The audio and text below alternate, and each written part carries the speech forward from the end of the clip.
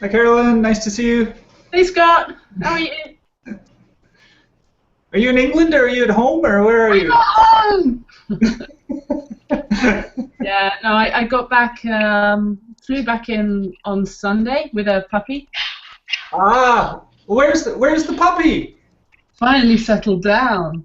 I lit incense. Calm down, puppy. Gave him chill pills. Yeah, So, just yeah, grab my coffee. okay.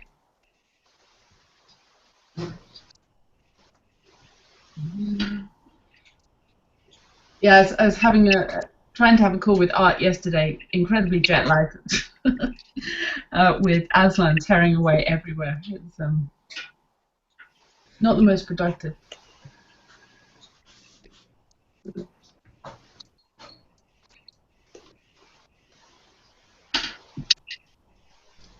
Hope Okay. the viewers can see everything okay.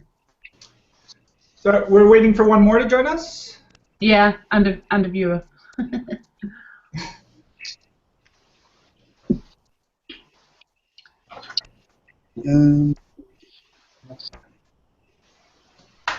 Let's give Eric a call and make sure he can see it okay.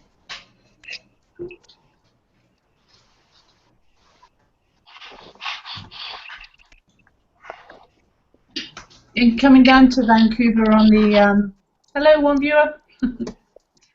Coming down to Vancouver on the 12th, Scott. On the okay, so next Wednesday is that? Thursday. Thursday? Yeah. Okay. Oh, there we go. Okay, great. Viewers, we're just reviewers. Give it a few more minutes. I've got some feedback somewhere. Listen, just to check, everyone has all the windows open that are to do with closed that are to do with Google Plus.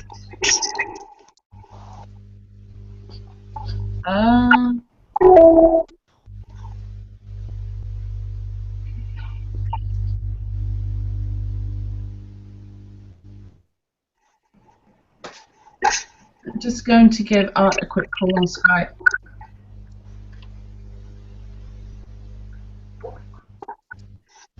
Okay. Thanks everyone for being here. Pleasure. Okay.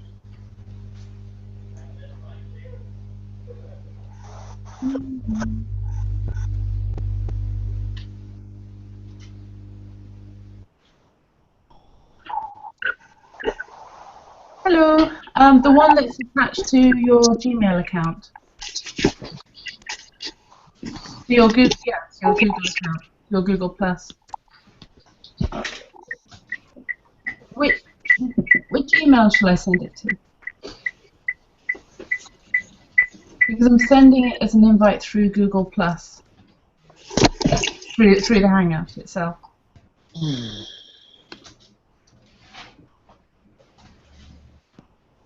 There's Edgar. Finally, I found the right button. So, is this sharp enough? So we're just trying to bring Art in. So if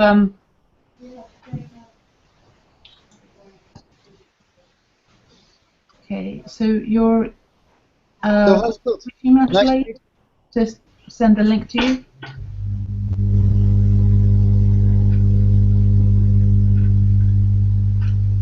Okay.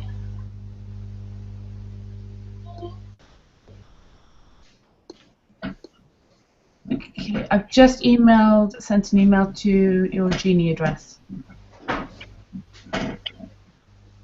Yeah.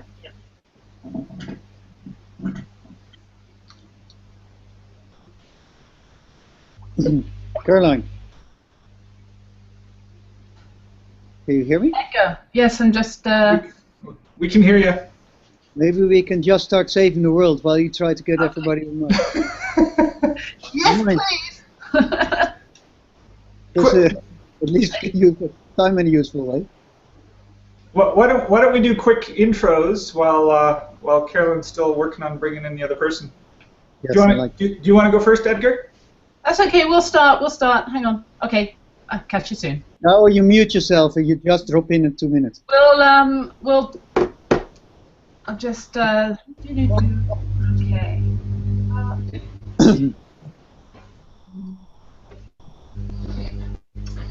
Right. Okay. Yes.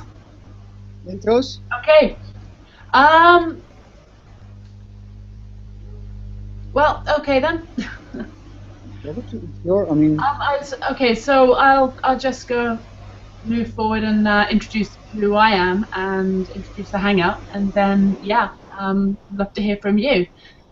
Okay, so hello everyone. Thanks for your patience in starting up the Hangout. I'm Caroline Smalley, co-founder of the Citizens Media, CM for short. We're building a global investment cooperative for convergence to a decentralized, sustainable world. It's a big vision, and for success we know that collaboration and 100% transparency are going to be key. So that's what the Great Debate is all about, and the Great Currency Debate is one of a series of Google Hangouts that we're hosting that's designed to figure out how these building blocks that are going to make life can best be achieved. So for a little more context, I'm just going to try and sharing a diagram that explains a little bit more about what we're up to. I'm going to put this link into Google Chat. I was going to screen share it, but it's maybe easier. It should open up for people in another window. So if you will give you a moment to click on that and just walk you through. So CM, the idea of CM is to combine an investment co-op and a communications platform that connects members and supporters of projects into a single community. And it came about in part by seeing that most of today's economy has been designed around the wealthiest 1%. And that's quite a big opportunity. Projects supported by CM will provide products and services that give the other 99% an opportunity to increase their own livelihoods. And solutions that they come up with must use disruptive means to maximize the use of resources and to drive trickle-up opportunities. Community is very important here. Okay, so to provide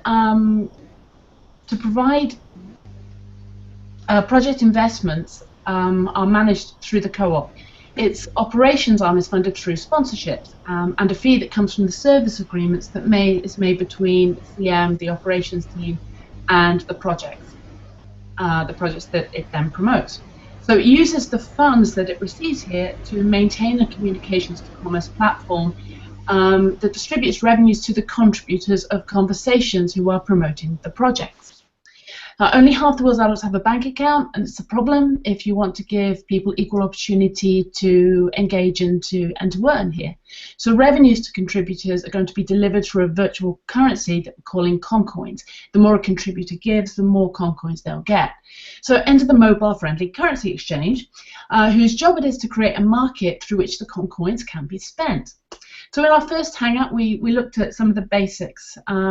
We looked at time banks and cryptocurrencies and barter systems, and we talked about the pluses and where the challenges lay, what they were, and how they can be securely exchanged. We discussed how exchange across different types of currencies can't, without manual intervention of some sorts, actually be achieved. They come from a different unit. Time banks based on time, community currencies based on traditional currency like the dollar, the euro, the pound. Okay, so the notion came up for a reputation-based exchange, and Leander, Bindewald, who's with us again today, pointed out that reputation currencies have actually been around quite a while. They're on eBay, Couchsurfing, and Airbnb, and so on. So enter Hangout number 2. So this is where I'd like to go over to the panel and say hi to you. Michel Bauwens, unfortunately, due to illness, is unable to join us today, but he looks forward to posting comments in the next week or two. Okay, Leander, please tell us a little bit about yourself, what you do, and your involvement here with CM. Yes, thank you, Carol, and thanks for organizing this for the second time. First time was very fun. It's good to be back. I'm working at the New Economics Foundation in London for the last 3 years, managing a big EU-funded project called Community Currencies in Action, and we have 6 pilots all over the northwest of Europe that we are kind of monitoring, researching, and one of the big attempts of this project really is to take that idea of community currencies not only to the grassroots and NGO sector, but also into the public sector.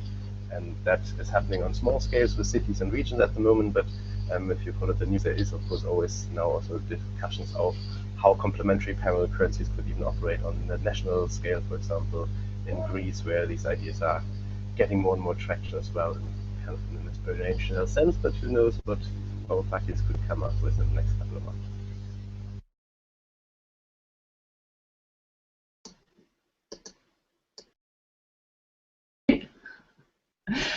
Thanks, Leander. Scott. Yeah, good morning, everyone. Yeah, I was part of the last conversation as well. I'm ostensibly kind of the resident cryptocurrency geek. I know there's all sorts of different currencies that we are sort of look at as part of this. Cryptocurrency in particular is my main interest. And I'm very interested in the cooperative structure. Basically, the work that I've been doing most recently is mostly around looking for interfaces between the cryptocurrency communities and the legacy banking system. And credit unions are sort of the main structure that have come to the fore in terms of that. So I'm here to learn sort of more about the trust aspects and to talk a little bit about my experience with the credit union cooperative structure. Thank you. And Edgar, who was unable to join us in the last Hangout, couldn't get good internet reception. You've made it. Hi. Please tell us a little bit about yourself.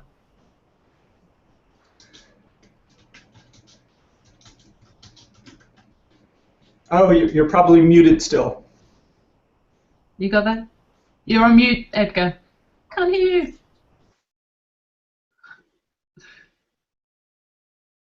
Okay, maybe we'll go over to Art first of all, and then hop back over. Art Brock of Metacurrency and a couple of other exciting projects. Hey, my name's Arthur Brock, and I am working on a whole lot of tools to kind of enable the next internet and next economy, starting at low level, building in Byzantine fault tolerance, kind of along the lines of the Bitcoin blockchain for distributed applications and semantics and all that at a very low level to enable exchanges, also working on some educational projects and various kind of social enterprise gift economy projects as well. What I'm interested in bringing to this conversation is kind of a notion of deeper wealth beyond that which is tradable. Thanks, Arthur. And I know there's a comment from a colleague that you work with that I want to bring up in our discussions. So that very much speaks to your last point there. Edgar, do we have sound? Well, it's working now. Yes! You have me worried there. Okay, thanks. So I'm Edgar Kampers. I'm one of the co-founders of Coin. I'm in the community currency world since the early 90s. Together with Leander, I've been part of this Community Currencies in Action program, where we have these 6 different currencies, and the thing that they share is that it's a tool for local governments or institutions to bring their own policy or to do co-creation. So if you want to know more about one of the projects, then it's in the chat now. It's called the communitycurrency.info. Leander forgot to do that. But we put a lot of time and effort in this one. And it's basically a wiki website where we brought together a lot of information. And Arthur, part of that information is based on what you made in the past. So we did a lot of borrowing and crossovers where we could. So please go there and see what you recognize still. One of the most interesting projects that we do at the moment is in the south of the Netherlands, where we have a social currency, which is a combination of time banking and a loyalty scheme and a reward scheme for citizens. And we tend to go more and more into a reputation as well in that one. What I like to add is that the only thing that we are missing in this group is a real gamer.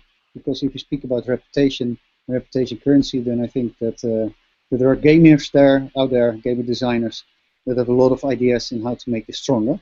So let's see how much knowledge we have in this group, and let's see if we have to extend that next time.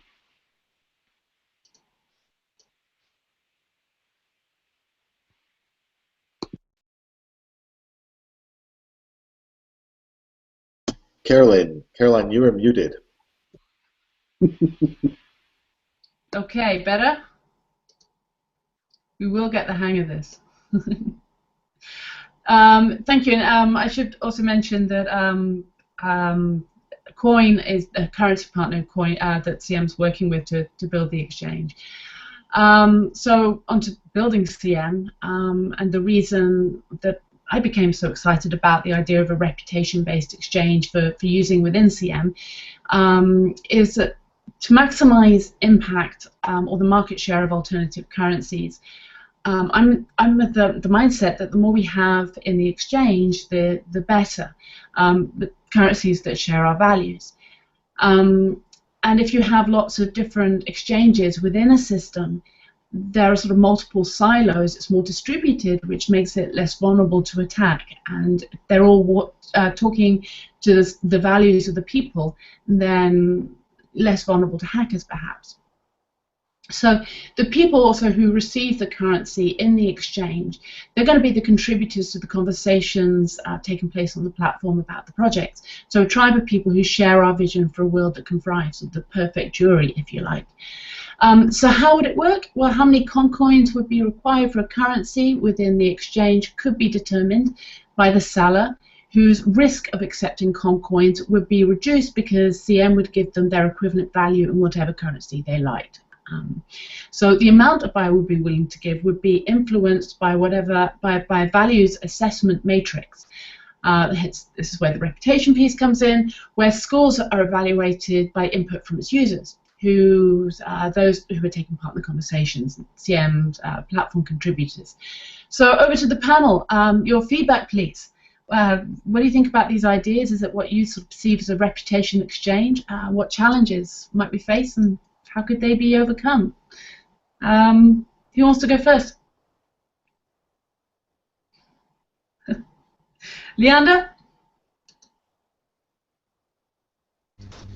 Sorry, I heard my audio is really bad. Is it? I hope it's not too. Is it better if I speak right into this thing now? I can hear it. It's better. Yeah. Okay. Good. Great. Okay. Well, thanks for giving me the floor, and I was kind of a surprise from the first hangout that you picked up on that one line that I dropped there, really, about reputation exchanges, and I'm truly nervous now because everything I know about this, or the ideas planted in my head about this, actually come from Art and his colleagues at the Meter Currency project. So this would be really well. I would love to give him the floor if he feels like he has already enough insights into what we were talking about here beforehand. Otherwise, it is, first of all, kind of duly to note that when we talk about reputation currency, that will be fundamentally different from the money as we know it at the moment, the dollars and the euros and the yens, and also from most of the community currencies that are out there in circulation at the moment, because the one feature that they definitely have different from all the other currencies that you can't actually hand them over to buy something. There's no exchanges of these units. They're really just unit systems to facilitate collaborations without actually making a transaction. So as you mentioned eBay before, and maybe just to pick up on this one, and then I'll let Art to actually go into the depths of that. It's really just these, if we talk currency on eBay, it's not the euro that you would transfer through PayPal, but we mean the stars that every buyer and seller has on eBay, which indicates the trustworthiness of that person. And it's not that you actually get something for selling your stars or for handing them over in some other way, but it's really they just indicate to other people that you are safe to deal with, that a collaboration between two people who never met and who will never meet, for sending out a used good that where you can't control the quality, and actually for hard currency that you might or might not be able to recover if something goes wrong in the exchange, that these really weird exchanges happen anyway because you indicate so through the knowledge of the crowd, through these stars ratings, which then are a currency in themselves, but a currency, as I said, very different from what we know at the moment. we're kind of tempted to actually show the prezzies that Art did, which are a really great way for people. Maybe I'll find the link and post that in our chat. Maybe, Carol, I'm not sure if the chat is visible to everybody, but maybe put that through to the watchers to follow up on the session afterwards. And maybe can I ask Art to tell us about the latest thinking and developments of this, or maybe some examples that are coming up apart from the repeated over and over examples of eBay and couchsurfing? Art, thank you very much, Leander. Please. Yeah, so I guess there's a couple questions I have to give any specific feedback about the kind of reputation you're talking about, reputation currency you're talking about, because for me, reputation is very dimensional. It's not like somebody just has one number that represents them. There's different types of dimensions. So, you know, I want to give an example of a community of practice currency design that I posted about. I'm going to post a link into the chat. I don't know if, again, do we know if those links are visible, or if I should do screen sharing? Do we know how that works for the actual broadcast? Somebody who's listening, can you post something in chat, please? Can you see anything, or if not, in the Q&A? So in any case, this is an example of different dimensions of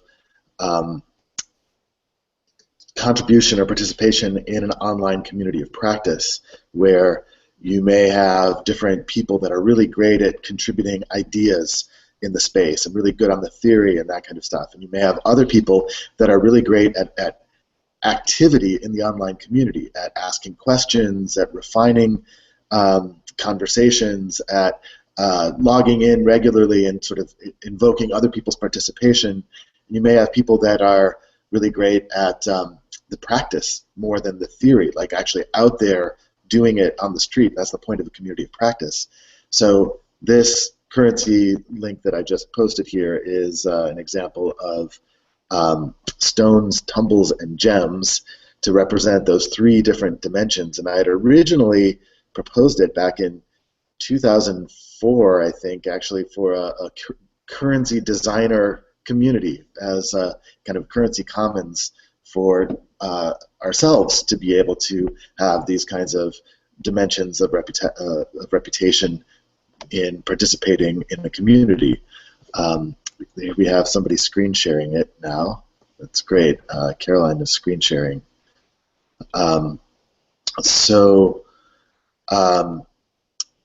This is a discussion of it as I was proposing it for a different online community. The Omidyar network had an online community back in the day that had, Pierre Omidyar was one of the people who started eBay, so it had a very similar reputation currency as eBay, basically positive and negative points, and on an infinite scale. And this was kind of feedback saying, hey, why don't we try something that gives us more useful dimensionality from each other.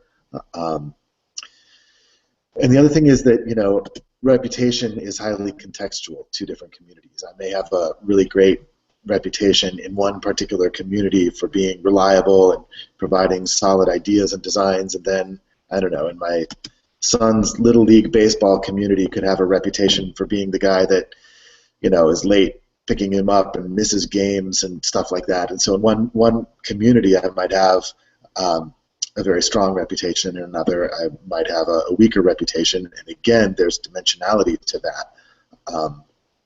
So my question sort of back to the group or back to Caroline is, for CM, what are the dimensions of value that you're hoping that people provide in their participation? And how might we make those dimensions visible? Thank you, Arthur. That's yeah. I would like to. I feel like I've put a lot of ideas forward, and I really am quite selfish in these hangouts, and I like to extract information and thought from other people, because that's what's going to enable me to open the mind and make sure that we create a system that is for the people. So, is there somebody who would like to speak to that for me?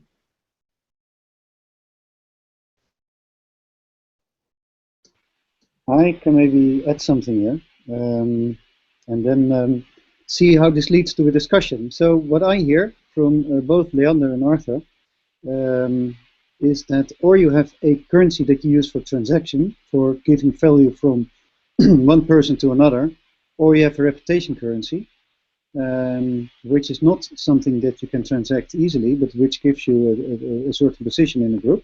But it's quite difficult to combine them both. Would they agree on that one, fully? Or is there a way to combine the two? Arthur? Sorry, having to jump back to the Hangout window. You can combine different dimensions, but then you lose the dimensionality when you do. So, you know, you can take an average of different behaviors. Even in the proposal that I have for the that Caroline was showing on the screen for the Omidyar network, there's a bunch of different behaviors that combined give you your stones dimension, or your tumbles dimension, or your gems dimension. That was using a metaphor of you know, rock tumbling type of thing, where sometimes people put out theories and they can be very rough around the edges. They may not have quite had everything smoothed out in those theories yet. And the tumbles being the activity of actually engaging together in an online community of practice, discussing things, refining things, challenging things, questioning things, applying things in different ways. And so there's a bunch of different metrics around that get combined around the tumbles, and then a bunch of different metrics that get combined around the gems. So each time there's some metrics being combined, but they're also, those three dimensions are kept a little separate so that you can see if you're looking for somebody to help you with some ideas, somebody to help you with a design, you might want to be looking for somebody with a higher stones ratio because they're strong on the theory. If you're actually launching a currency and you're looking for somebody to help activate a community around it, you may be looking for somebody with higher tumbles. If you have a bunch of ideas and want somebody to help implement those ideas, you're probably looking for somebody with a higher gems dimension. So yes, you can combine different things, but you have to be careful of when you make combinations, you may lose dimensionality. So what are the most relevant dimensions for the way that you're trying to have a community empower a community to interact with each other? It's it sounds I really like the idea of being able to go online and say, okay, this is specifically what I'm looking for, and then have the intelligence within the system figure out what my best options are. I guess I'm still what the challenges are with mixing the different types of matrix. Can we speak more to that? Because if you have a weighting, then can't an algorithm come up with something that yes, compromises some values, but the way that you've said what you're looking for is able to still present the best option for you, and then you would be able to see particular comments that a user may have made against that currency if you wanted to drill down a little deeper. Caroline, is it okay if I jump in? Because I was struck with a thought with what Arthur was saying there, and suddenly the lights went on for me in terms of why we need gamers here. And I was brought back to when I used to play Dungeons and Dragons, and you would create a character there, and it had a certain amount of intelligence and a certain amount of wisdom and a certain amount of strength. And so there's basically these 6 core dimensions, and you had a score for each of those, and certain activities that you did would raise your score, and some things would, but just along certain dimensions. And so when you were putting together your team to go out into the world and explore the world, you wanted to have a balance of sort of all of these dimensions. They were considered, you know, you could get into a situation where you needed a lot of strength, and then the person who had the most strength. So I mean, it's just a gaming analogy, which is well developed, which is seems to have a relationship, as far as I can tell. I mean, it helps me understand the stones, tumbles, and gems, and how those can represent different things, each of which are important and are needed for different situations. So. Actually, thank you, Scott. That speaks really well to a conversation I was having with Edgar yesterday, where we talked about having a role-play event where we can invite people, potential investors into projects, into a room, and people who would be recipients of the currency, and invite them sort of, and I said, oh, like Dungeons and Dragons type of idea, where we can start exploring what's possible. So there's Edgar, is there something that you wanted to perhaps speak to? I'd like to add something to this one. So if we have a real reputation currency, then it tends to be ordinal or nominal, but very often ordinal. This is an idea we also took from Martha. We brought it a little further, I think, but this is really based on his ideas.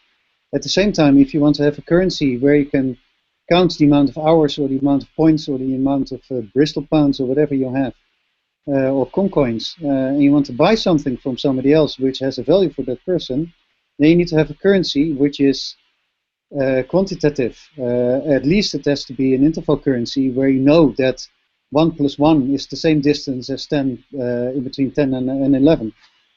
And I think, Caroline, one of the choices that you have to make is if it's 1 or 2 currencies, whatever you have to go for. And if it's one currency, if it can be both a reputation currency and a currency that you use for buying stuff. But that's a question to you, clarity. I see it as we need a currency that's reputation and is used to buy stuff. It needs to have a practical application here, and the intention is to create a means to increase prosperity, but trickle up prosperity at the community, driven from the community level. And I believe that the more that we can work together in coming up with solutions, the more enterprise we can create, and that's a plus to all. To do this, to achieve it, we need to be sharing the values for which we identify with. Carolyn, is it okay if I jump in here? Because I think this is a really important point, and I want to make sure that everyone understands it. I'd really love, while we have these assembled experts here, to all weigh in on this, because what I'm hearing, and I just heard it now, is if you have a reputation-based currency, right, and I've done excellent things, and so I have a high reputation score, and this is my currency, it's not a currency that I can buy something with, because why? I don't want something that's where I have to remove some pieces of my reputation and sell them for something else. So, and that's the distinction I'm hearing between the nominal and the qualitative, right? And so my question would be, are there any examples that you guys know of that successfully combines those two things, or are we forced for those to be two separate things within a system? So I just posted a link to a blog entry that I wrote a few months back. Called Reputation is Orthogonal to Exchange. Basically, there are a lot of systems where people make the mistake of collapsing reputation with something that is exchangeable, where basically the problem with that is reputation is supposed to repute something about a person, and if that thing remains true, whether or not I buy something or not, I shouldn't be spending some of my reputation to get it. And I certainly shouldn't be able to buy reputation with something that then doesn't repute that about me anymore. So it basically destroys the integrity of the reputation for the reputational units to be able to be bought or sold. And so it doesn't mean that they can't interact with value transactions. So, Scott, the example that you gave with Dungeons and Dragons of the, like strength, intelligence, dexterity, charisma, constitution is the ones I remember. That was actually one of the very first ways that we did a multi-dimension reputation currency intended for geeks, intended for an open source like programming environment to encourage people to participate around open source projects, where your strength actually was aggregated from performance statistics on what percentage of tasks that you undertook that you completed, and your charisma had to do with basically online participation. It's sort of similar to the tumbles in that other scenario, and so that your character profile would actually, those characteristics would change based on your participation in the community. And it was just a fun way to give other people an insight into what kind of participant is this in the community. So the thing that sorry, one last thing. The thing that Edgar was pointing to, and he pasted in the side here about these come from the social sciences, from a guy named Stevens. I can't think of his first name, unfortunately, where you had to create different dimensions of measure. So there's nominal, ordinal, rational, interval. And the thing is that reputation currencies work well with nominal and ordinal. And what I mean by nominal is you can have a threshold that somebody reaches where they now become a moderator, for example, right? That is a named title that they may be able to achieve by crossing some threshold of trust, of activity, or something like that. And then there may be other types of thresholds like that where you get a title or a name. Ordinal is really great for things where you have metrics that you can line up and you can see where you are in the standings, and those things tend to drive a bit of a competitive feel. So the thing is, you want to be able to, typically, if you're trying to build community, not have everything just have more of a competitive feel, but also have things that acknowledge the positive. And Caroline, you are sharing your screen on email right now. May not want to. Yeah, we shouldn't do that. I have one example where we mixed the reputation currency and a transactional currency, and it didn't work. That might be interesting. It's in We Help, which is a national platform in the Netherlands on providing care.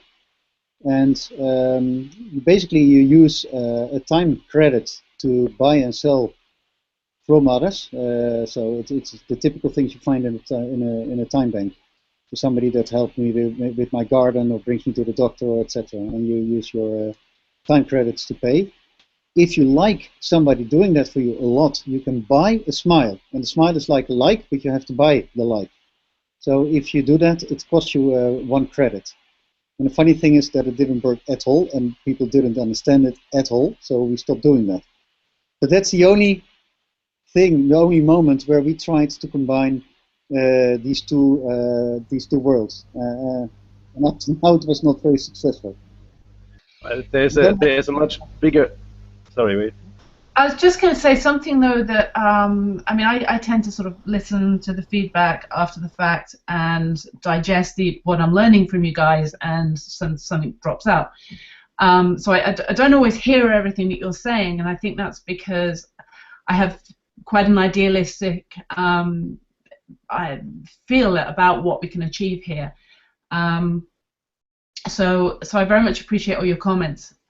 But the fact that we're supporting projects and we're combining the currency exchange with specific projects, where we're also talking about, or we have been talking about, how we present the returns to investors. You know, we talked about $3 trillion being available in impact investment world. Well, how can we help impact investors know where to put their money? So if we start really getting into these conversations where we're speaking to, well, what is a value return on an investment? If we create something that's open source, that value can therefore be multiplied across a whole array of projects, then what's the real value of what we're achieving? It's not just, it's not just the economic, it's the social and the environmental. And if we can start to build the metrics of how we value the economy, how we value the returns, and converge that into reputation, so that we no longer see our economy as about being, you know, me versus you, but it's we move more into that space of collaboration. And I'm not saying, I'm not naive to the fact that there are going to be a lot of challenges within this, but I'm just wondering if perhaps the very nature of CM presents quite an exciting opportunity for us to start exploring the idea of converging these two concepts a little more deeply. So Edgar,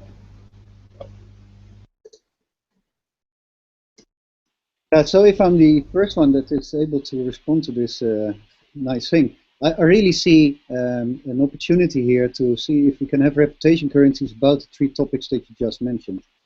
So if I do an investment, I do it in a project, it's having an economical benefit, but also a social benefit and a environmental benefit. So you could have, for example, meters. Very simple, like meters going to the left and to the right doing that, or you can have a competition between projects. So you have maybe leaderboards or something like that, or you compare projects with projects from the same area or by the same groups or whatever. So you can have a lot of gaming elements in showing exactly this social, this environmental, or this economical things. It doesn't bring you, though, a currency which you can use for real value transfers. So I do still not have a currency that I can use to buy a bicycle, for example. So maybe we don't need that because we have euros and dollars. It's a international idea anyways, so we might use that. So maybe we should split the discussion from now on in how can we improve our ideas on reputations and how are we going to measure it? Do we have good ways of doing that?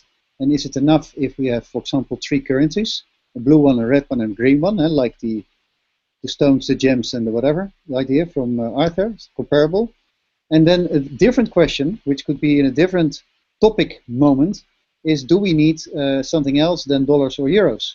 Do we need a currency that transfers value from my account to your account so you're able to buy something with that? But if we split that, we might have a more pure discussion. Well, I think that there's another context that should be introduced, because I think one of the things that's happening in transitioning to what I'm going to say is sort of post-industrial, even post-monetary economies, is that there are new kinds of commons being created. So the things that we're used to in terms of medium of exchange currencies, monetary currencies, are basically for operating where we're not holding things in common. We're not sharing things. It's all about our individual ownership of things, and then we use these currencies to transfer ownership of various items, and that's how you get access to various tangible value. But there's new kinds of commons being created as well, and inside of commons, reputation currencies can be the thing that gives you access to certain types of things. It doesn't need to certain types of resources.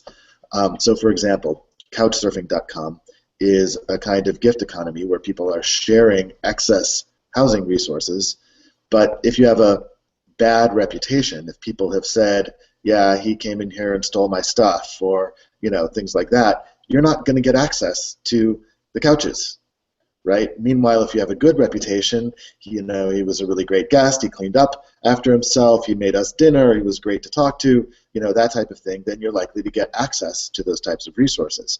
So as we create new ways of sharing wealth, reputation can be, especially as there's different thresholds, it can be directly something that gives you access to different types of resources. In the same way that a high school degree gives you access to college, and an undergraduate degree may give you access to a graduate program. You don't spend the high school degree to get into college, right? But I think that it's still possible to use reputation currencies to get pretty tangible goods. And I wish, for example, that Craigslist had better identity and reputational stuff, because if I'm giving things away, I would frankly prefer to give them to people who are also kind of productive participants in the gift economy and aren't just driving around collecting other people's stuff to sell on eBay.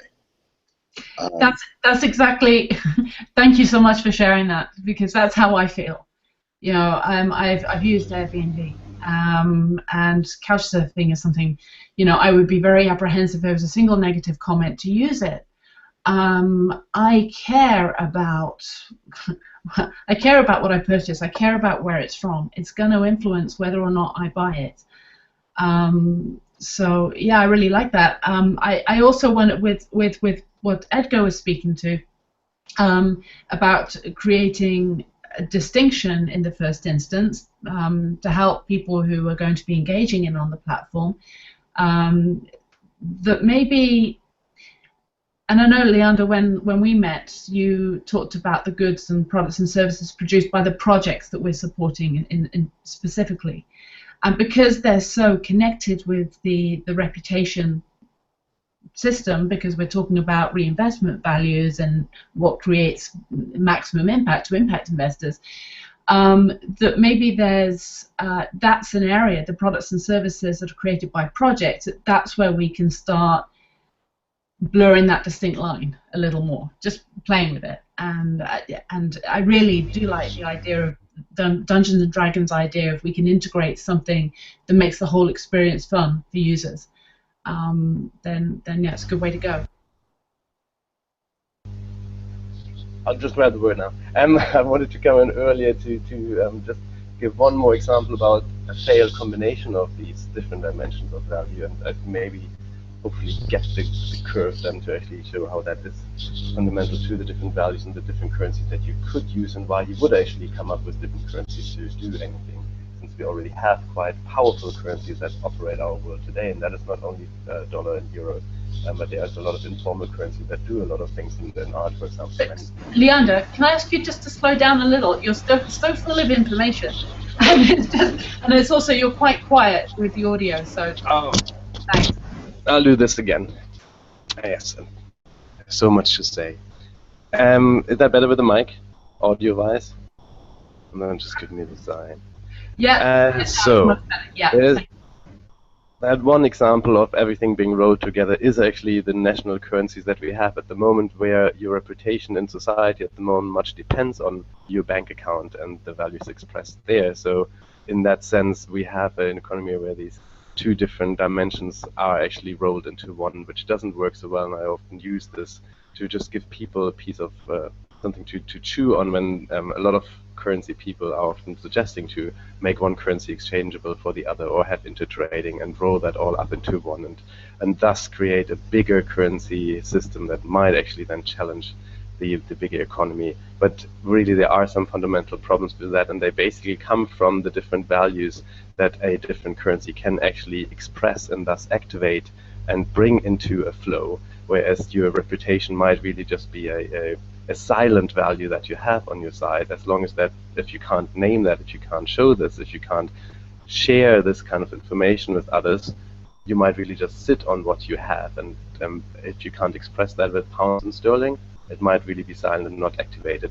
In that sense, if there's a general reason for using different currencies, it is really to activate these non-monetized values, but in a way that is actually different from, and monetization I often put into inverted commas because that's always what's going wrong in many places of the world at the moment, where we're rolling everything into the one currency that we have and thus destroy it. If you start to pay your friends for having dinner with you, if you start to monetize your family relations, that is doing damage.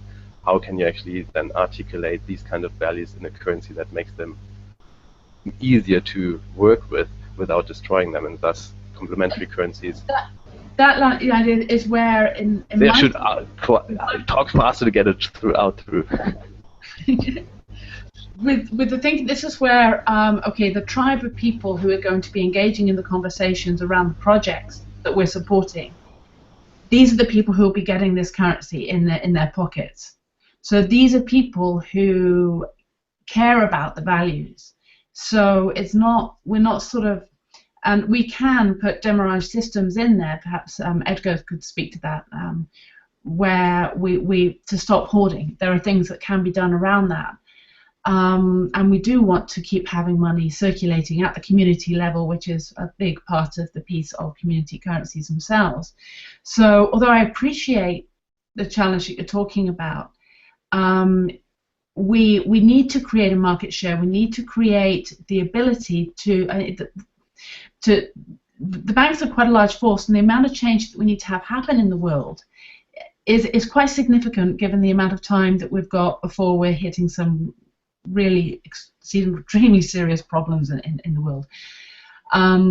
So do you not think there's an argument in that? And maybe Edgar, if you want to speak to that, or shall I go to Leander first and then I'm just going to use what you just said and turn that into a kind of question, saying that to me really just speaks to, and we've discussed this earlier, to actually get to clarity about the kind of values that you're actually trying to highlight. And yes, the blue, red, green metrics, there is already one way, but to find out what the values are, how fungible they are, which then will tell you how many different currencies you will need to express these different values. And if you want to roll all into one, maybe we already have the dollar to do this quite well, and we just have to get that one flowing better towards the project, which is always a default possibility before trying to come up with something complicated new.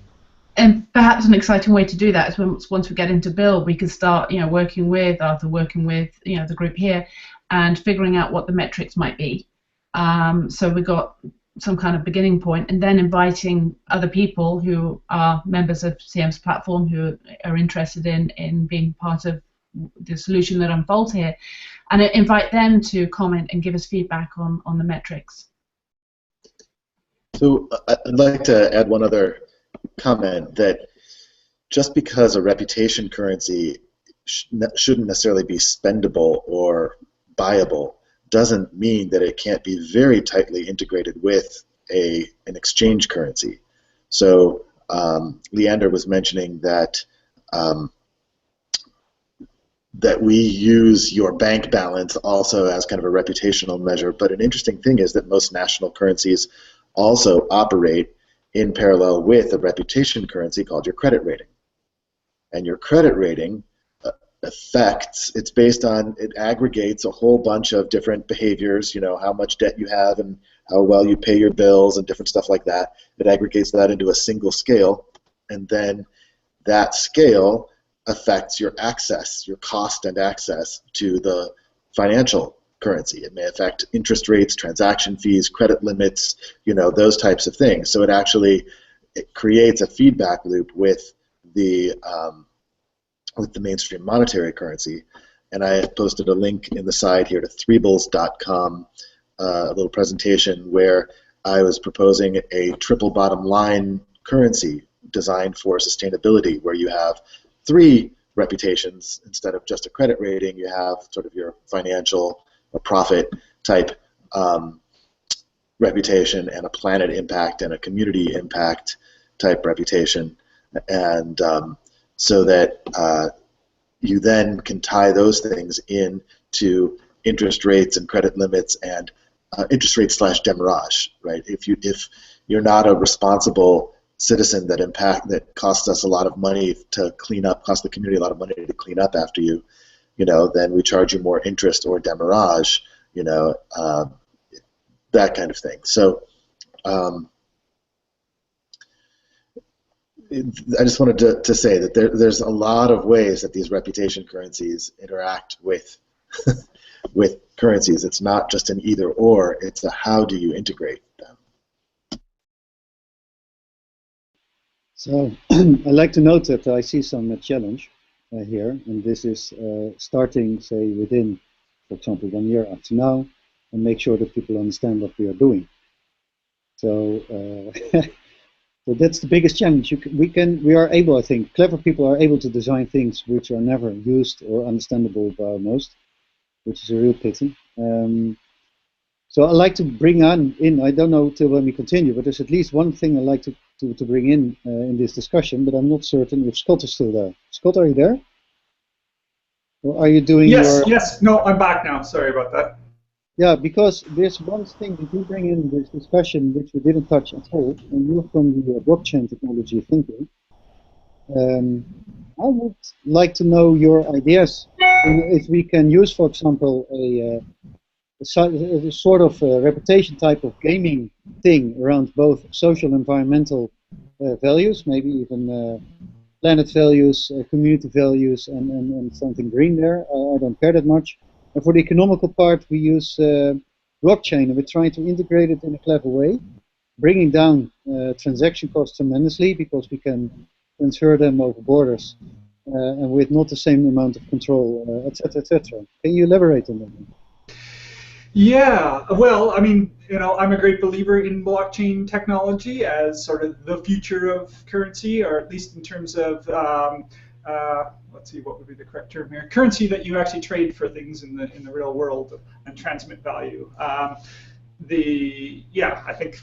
mean, that's just my basic belief. Part of what I heard you ask, though, was could we use blockchain technology also for the social dimensions or the reputation dimensions of a currency? And as I think probably everyone here knows already, the blockchain is really just a public ledger of transactions. So there's no reason whatsoever that you can't decide whatever you want that currency enshrined within the blockchain, what you want those ledger items to correspond to. So I'm really, and there are examples. Well, I don't know actually of any direct examples. I mean, in principle, I can't see any reason why you couldn't also have a blockchain just to track those kinds of ledger items as well. And the advantage, of course, that it gives you is that then your reputation score, and I really like the idea of the triple bottom line, so just let's pick 3 metrics: the social, the environmental, the economic, and tracking a score in there. The advantage, of course, that a blockchain gives you is that it's publicly verifiable and there's no one central point of failure, which is, for me, that's pretty critical for this stuff. If we're actually going to have what we hope to have as open systems, there can't be one organization or authority that can fiddle with the ledger as they see fit, and it makes it much less susceptible to hacking as well, because everyone can verify it. It's a certain criteria needed to add transactions to it. So that, I think, is one way, just one way that you could combine a couple of those aspects. You could have something like Bitcoin as the actual real-world transactional thing, and then have it being checked against another blockchain which tracks these other 3 aspects, and of course different rules about how those values end up in there, right? That would go through some process. There has to be some way in which people are, some auditable way and trustworthy way in which, I would get a high environmental score and versus a low environmental score. That can't just be me deciding to give myself more of those credits. Thanks, Scott. I will say Edgar Kampers just pointed out Ethereum.org. There's relevance here. That's around the blockchain technology. I will also, all of the links that people are not able to see in the chat, I apologize for that. I'll try and figure out how we make chat available for everyone to see next time. Well, at the very least, Carolyn, afterwards you could copy all of this and paste those as a comment below the YouTube, so that those are at least there.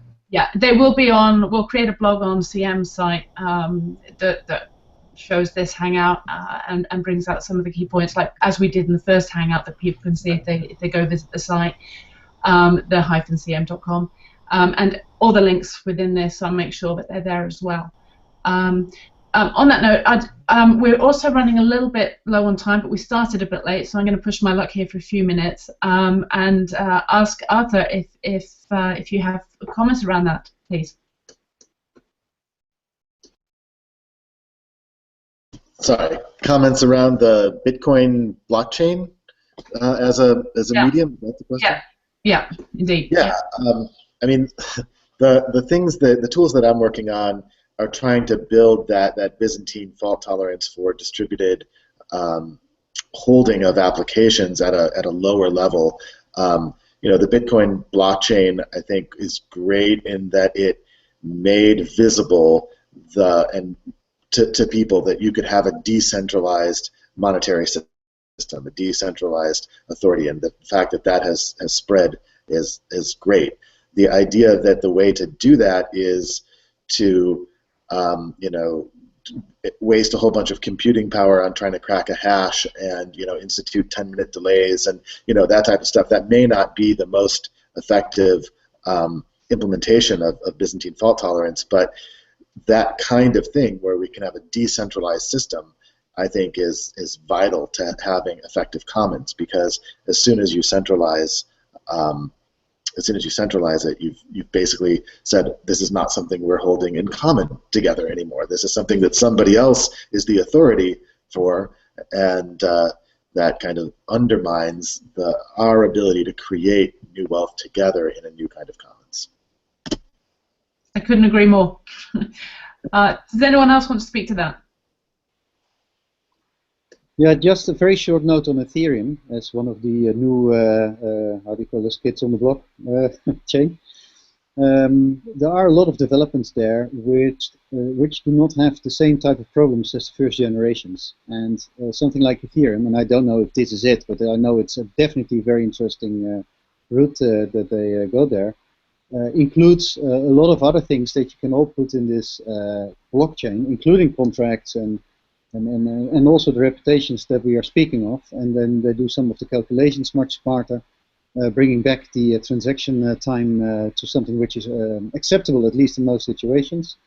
So I find it worth a study to see if the type of things that Caroline likes to see, which is basically a sort of crowdfunding, we have projects, and they have scores, and it can be environmental, and it can be social, there's economical value there. If we can find something like a standard contract to put that in and to see if the blockchain, or in this case the Ethereum solution, or this type of thinking can bring us some further.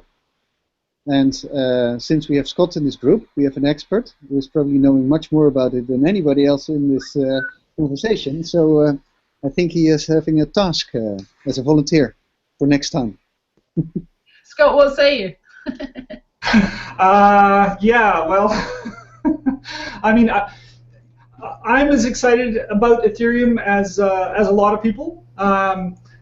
I'm definitely, I have not delved into Ethereum yet, but I would certainly take this on as a volunteer opportunity to look at these particular aspects that I've heard today and see what is out there being done in Ethereum and what might possibly be able to do. Yeah, I'd be willing to do that for next time. I mean, that would be useful for me as well. Great, thank you. Okay, so we're coming close to the end here. So I just wanted to share a comment. I've received a couple of emails with people who are hopefully viewing today. One from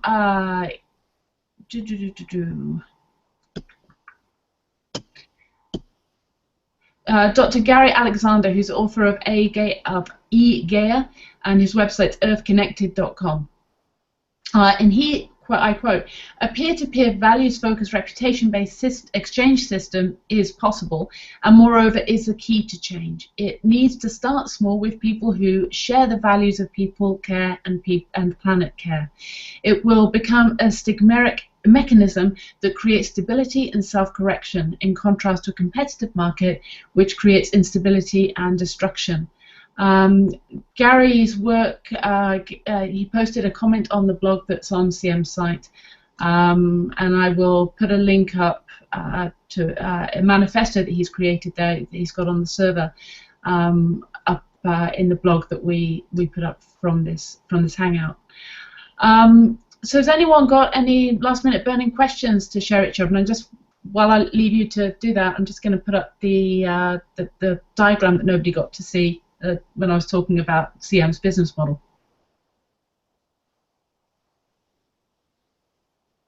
Questions for each other?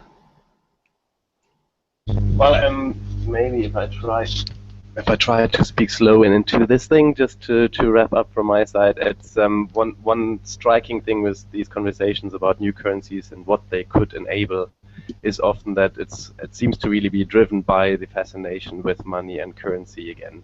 Kind of a colleague always starts to introduce this with saying it's a great solution in search of a problem, and in that kind of way, particularly with a complex structure and idea and concept as you're presenting on the slide right now, I would rather start to look at exactly what you want to do, look at the values you would actually want to express there and the flows that you need to see, and then determine what kind of currency would suit that instead of, well, it's inspirational to go and look for examples, but then often a distraction also to go like, oh, what could this currency do and what could that idea bring? Rather focus on what you want to achieve and take the currency design from there. And in case I can't slow me down again, I'm just saying thank you very much for hosting this one. It was a great pleasure, and thanks you. Thanks, Leander. Thank you very much. So thank you to all the panel. Okay, so if you haven't done so already, to the audience, please visit the d-cm.com, our website, and sign up, become a member, and we'll keep you posted as to the outcomes and the blog that we create as well around this hangout. Which leads me to say, till next time. And is there a date set for next time yet?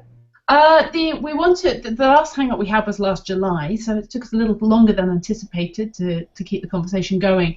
But the idea is now that we'll move to monthly hangouts. So at some point in April. Okay. It'll probably be around mid-April time, but again, we'll announce that on CM's site and through the social networks as well. Thanks, okay. Scott. Yeah, great. Thanks. Okay, thank you. Bye-bye. Thank you, Carolyn. And yeah, fascinating. I learned a lot from this, and it was really useful. I got a lot to process, so thank you.